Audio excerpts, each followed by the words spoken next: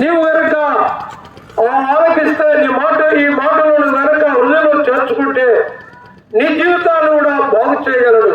ఒకవేళ అనారోగ్యంలో ఉన్నావా, దిగుల్లో ఉన్నావా, కృంగుబాటులో ఉన్నావా, రుణాలతో బాధపడుతున్నావా, వ్యాపారంలో నష్టం వచ్చిందా, ఏదో పరిస్థితుల్లో కూడా మానవుడు ఎంతో ఉన్నాడు. ఇలాంటి పరిస్థితుల నుండి తప్పించడానికి దేవాది దేవుడు ఈ లోకానికి వచ్చినాడు.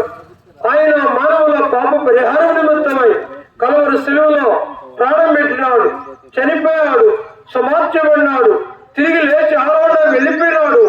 ఆయన రాబోతున్నాడండి.